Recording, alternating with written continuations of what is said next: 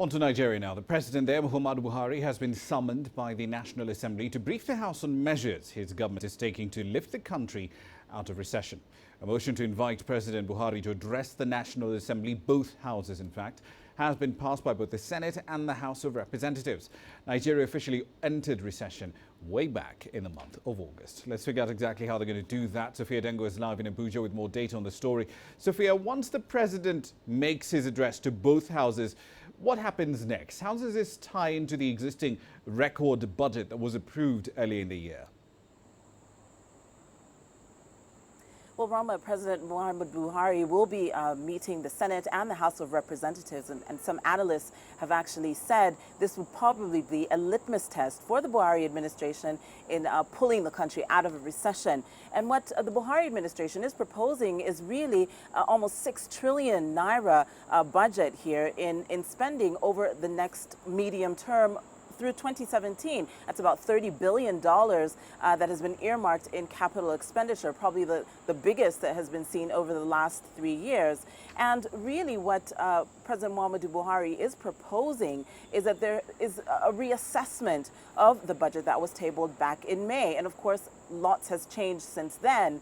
A massive drop in oil production. Crude that was once at 2.2 million barrels per day has now dropped by almost 500,000 million barrels, since May. Not to mention, there has been, heightened recession, arguably between 11% to 18%. And of course, many other factors that have played into this recession that we currently are seeing here in Nigeria. So it is these factors, along with the discussion that, of course, is going to be had at the lower Senate in passing this new budget for 2017. Rama.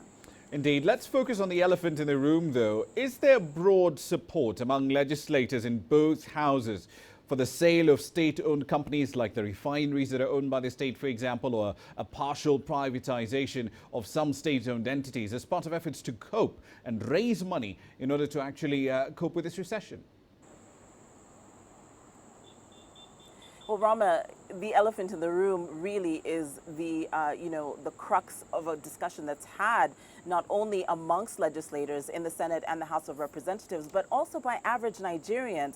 There's not been a topic more dividing in Nigeria in a really long time than the sale of public assets. On one hand, there is this grand conspiracy that, billion-dollar businessmen are looking to expand their asset base and looking at some of these high-stake assets to acquire. And then on the other hand, you have a short-term opportunity for Nigeria to recover and sort of get back on its feet by garnering these hard revenues through the sale of these large assets. But let me give you an idea of what is at stake here. It is a Nigerian liquefied natural gas entity that is being considered, refineries in the country, and many major assets that have brought about a major debate here in Nigeria. Rama. Indeed. One last question for you, Sophia. We've been looking at some interesting numbers from the banking sector here. Non-performing loans are more than double the CBN's limit of 5% of gross lending. What's the regulator doing to head off a crisis in that sector? Is it demanding that banks hold more capital or slow down lending?